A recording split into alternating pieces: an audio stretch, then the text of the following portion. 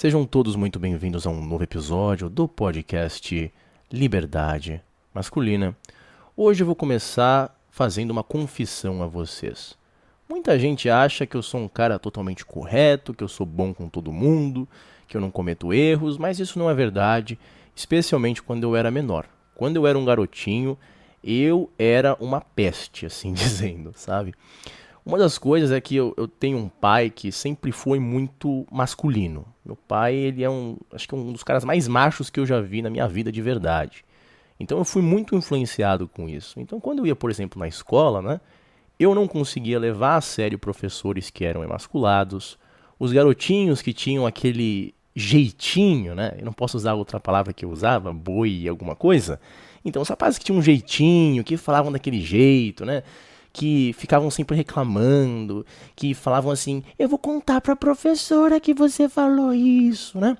Os rapazezinhos que não eram assim, dizendo muito masculinos, eu sempre, eu zoei eles, assim dizendo. Eu nunca conseguia levar eles muito a sério, né? Mesmo que eu era zoado, eu, mesmo assim, tratava eles como, assim, com não muito respeito, pra falar a verdade, né? É um defeito, se a gente quiser chamar dessa forma, que eu sempre tive, né? Então, o que aconteceu foi que quando eu tinha uns 9, 10 anos, eu não lembro a idade exata, eu entrei no catecismo. Meus pais me levaram e eu queria fazer a primeira comunhão e todo o resto. E lá eu tive uma experiência que até hoje eu fico pensando, que foi o seguinte. Logo nas primeiras aulas, né, que foram num sábado, foi numa igreja bem local, eu acho que era levemente influenciada pela TL, pela Teologia da Libertação, eu não tenho certeza. Mas logo na primeira experiência que eu tive, eu comecei a perceber que todos os rapazes da minha escolinha, né, que eu dava risada, que eu ficava zoando, que eram os mais, assim, dizendo que tinham mais um jeitinho de ser, talvez, homossexuais no futuro, né, que tinham, assim, dizendo um comportamento bem emasculado, alguns deles eram os coroinhas, né, eles eram os mais santos daquela aula de catecismo, né? Estavam sempre do lado do padre, eram muito admirados e todo o resto. E o curioso foi que até o padre dessa paróquia que eu ia, né? Ele tinha um comportamento realmente assim que, olha, Deus me perdoe, mas aquele padre tinha... Eu não vou falar com certeza que ele era homossexual, mas ele tinha um jeito muito emasculado, sabe? A forma de falar, ele era bem feminino, ele fazia piadas consigo mesmo, ele não se dava o respeito, entende? Ficava brincando, ficava... Até a forma dele falar, assim, dizendo, sabe? Com um jeito... Eu não sei explicar. Os homens que estão me escutando sabem do que eu tô falando aqui, sabe? Ele era muito submisso às pessoas ao seu redor. Então, assim, de forma geral, eu como um garotinho de 9 anos, 10 anos, não lembro a idade exata, eu não conseguia respeitar aquele padre. Eu não conseguia. Quando você é um garotinho, eu olhava aquilo, eu ficava dando risada. Eu sabia que aquilo era errado, mas eu não conseguia me controlar às vezes. Eu não conseguia dar o respeito que ele merecia, porque eu, como um garotinho, né, que estava se tornando um homenzinho, eu precisava de uma figura masculina, né, que era como meu pai, assim dizendo. Tanto que na escola, os professores que eu mantive um bom relacionamento, que foram professores até que me influenciaram assim dizendo, estudar certos assuntos, eles eram como meu pai, eles eram homens bem racionais, eles não ficavam agindo de uma forma emocional toda hora, não ficavam zoando consigo mesmos, né, para ficar chamando atenção ou nada disso. Então, logo na primeira comunhão, né, quer dizer, no catecismo, eu tive inúmeros problemas porque existiam muitas pessoas do tipo. E eu sempre fui, assim, dizendo bem masculino na minha forma de agir, só que quando eu era pequeno, eu não tinha um domínio próprio da razão, eu não entendia muito sobre religião, na verdade, eu não entendia quase nada, né? Eu ia às vezes às missas, eu escutava o que minha avó tinha a dizer, o meu pai, minha mãe, mas, assim, era realmente bem difícil. E eu causava muitos problemas no catecismo, porque eu ficava zoando da cara desses rapazes. Entende? E não, assim, eu entendo que pode ser errado, algumas coisas que eu falava certamente não eram certas, mas assim, vocês têm que entender que para um garotinho levar a sério alguma coisa, por exemplo, um padre, ele precisa ter uma figura de autoridade que ele respeite. Entende? E isso é algo assim, dizendo, é quase como uma epidemia, eu observo hoje em dia, no cristianismo. Nem só em igrejas católicas TL, algumas carismáticas, mas no protestantismo também é algo muito presente, em que nós não vemos mais homens verdadeiramente masculinos nas igrejas. É muito difícil, né? E eu estou estudando isso a fundo. Eu vou fazer talvez outros vídeos relacionados a isso, entrando mais numa questão teológica, tentando entender por que isso verdadeiramente aconteceu. Mas, assim, na prática, e é isso que esse vídeo que a gente vai fazer vai tratar, a gente já observa que são poucos os homens de verdade que andam frequentando as missas. E eu diria que uma das razões é que, assim como as aulas que eu tinha de catecismo naquela paróquia, que eu acabei saindo e acabei tendo que ir para outra, a freira começou a conversar com meus pais, falando, olha, não vai dar muito certo, isso e aquilo, né? Eu tive que ir para outra, porque realmente não foi uma situação muito legal. E depois, né, com o tempo, eu acabei conhecendo padres, conheci sacerdotes que eram, assim dizendo, que se davam respeito, que eu respeito bastante. Para dar um exemplo na própria internet, o padre Paulo Ricardo é uma figura muito admirável, que eu tenho muito respeito, e eu acho que qualquer pessoa que abre um vídeo dele e escuta por alguns minutos, você já observa isso. Agora, aquele padre que eu conhecia, nossa senhora, ficava fazendo piada com tudo, parecia realmente um teatro, parecia assim, dizendo um circo às vezes, né? Então, certamente, aquilo foi algo que ficou muito preso na minha cabeça. E eu comecei a perceber ao longo da minha vida, né, que a presença de elementos masculinos na igreja e no cristianismo de forma geral é algo cada vez mais raro. Né? E eu estava começando a pesquisar e teve um fenômeno muito interessante que eu vou falar aqui com vocês, que aconteceu nos anos 30, que foi o seguinte: os beneditinos eles estavam tentando cristianizar algumas áreas do Brasil, em específico Boa Vista, e eles não tiveram muito sucesso. Na verdade, eles tiveram, por parte das mulheres. Elas iam às missas, adoravam, estavam sempre lá, mas os homens, assim, era um ou outro, que às vezes talvez tinham tendências homossexuais. A maioria dos homens, a maioria dos rapazes que eram mais masculinos, o que eles ficavam fazendo? Eles ficavam na porta fumando, esperando as mulheres passarem. Ou quando iam à igreja, era para literalmente só conhecer mulheres. Né? E aí você fala, é porque o homem, na sua natureza, é perverso. Não, eu não acho que é simplesmente isso. Eu acho que a gente começa a observar, e é isso que eu estou começando a perceber com meus estudos, é que o cristianismo, no Ocidente em especial, ele passa a ser, assim, as missas, todas as coisas que acabam acontecendo ao redor da vida das pessoas no âmbito religioso, acaba tendo um elemento muito emocional. Né? Esse apelo à emoção é muito grande. Eu tenho uma experiência que eu me recordo, eu não lembro de novo onde que era, mas era uma igreja que eu tenho certeza que ela era dominada pela TL, né? Em que meia hora da missa era basicamente um canto que era o seguinte: amor acima de tudo, amor acima de tudo, e ficavam lá as velhinhas e as mulheres com as mãos pra cima e tal e tal. E aí eu fico pensando, de verdade, vocês acham que um homem consegue realmente ficar vendo tudo aquilo e falando, eu vou levar tudo isso muito a sério? Pense num homem extremamente masculino. Um homem extremamente masculino não necessariamente vai ser agressivo, ele obviamente também tem salvação. Mas não vai ser, ele não vai entrar, assim dizendo, ele não vai desenvolver um contato com Deus, talvez, eu digo por experiência pessoal, não vai ser por intermédio da pura emoção, do apelo emocional. Comigo nunca funcionou isso. Eu, por exemplo, eu só consegui realmente entrar em contato com a fé com o uso da razão.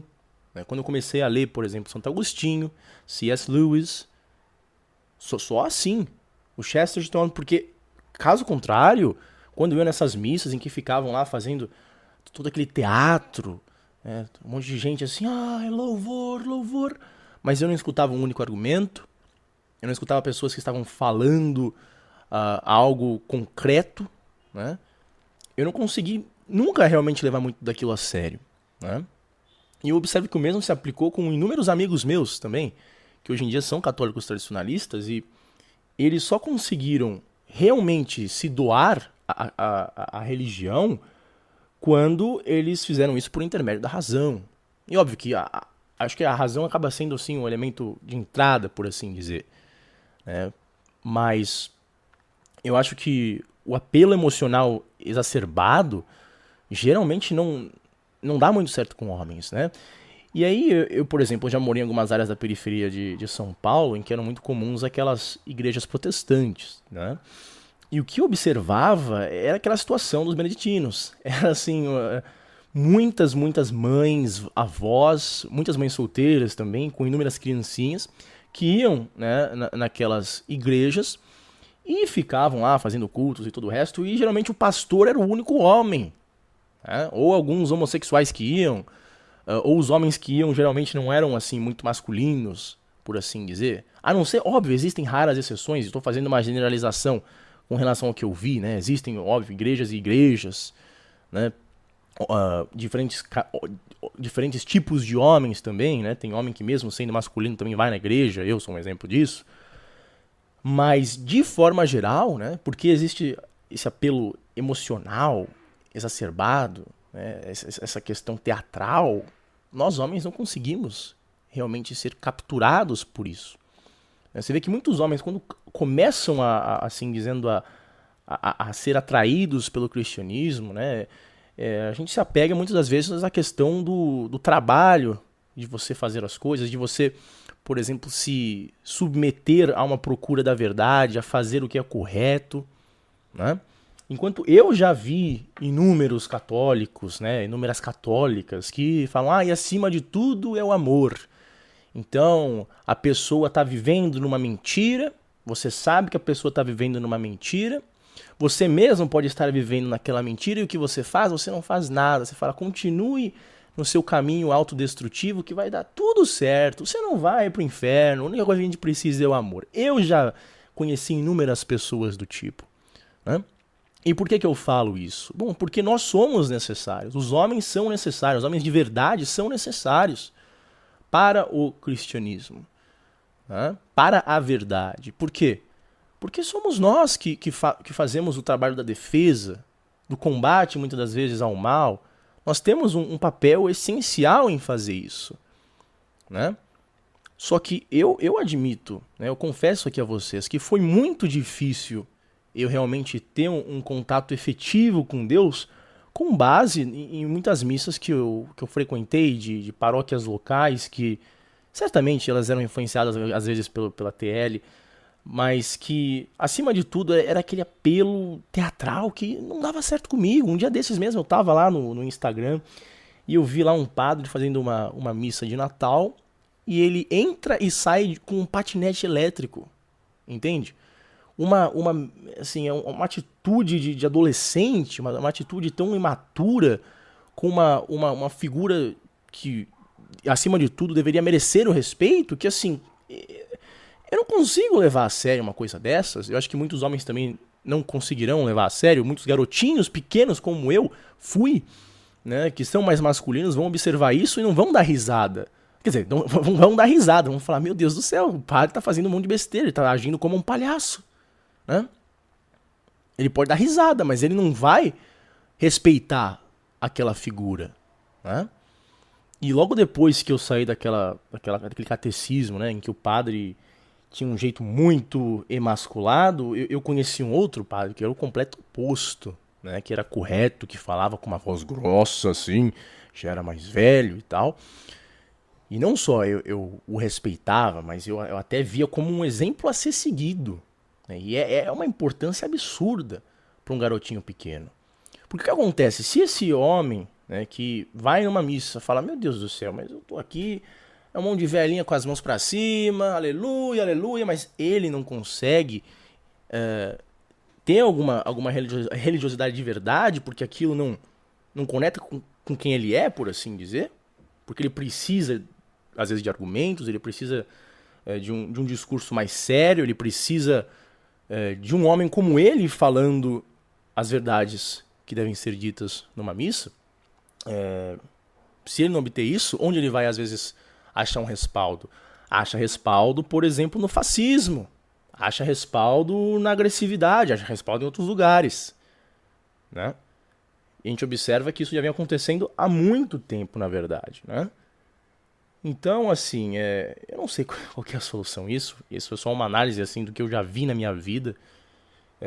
Umas situações, assim, absurdas de eu já entrar numa igreja e eu ser, assim, um dos 3 homens que estão lá, fora o padre. E, assim, é uma situação realmente complicada. De verdade mesmo. E é um pouco análogo ao que acontece hoje em dia nas próprias escolas, né? Assim, eu já conversei com alguns inscritos que são professores, alguns vieram até amigos meus, que assim, o cara me fala, eu sou o único professor, assim, do colégio, assim, de ensino básico, de primeira a quarta série, ou algo do tipo, e os garotos me tratam assim como se eu fosse um deus, não, deus não, mas como se eu fosse uma figura com muito respeito.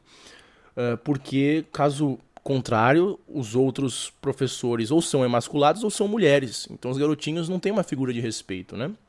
E é uma questão um pouco similar, assim, dizendo. Especialmente por parte dos homens, porque nós precisamos dessa questão.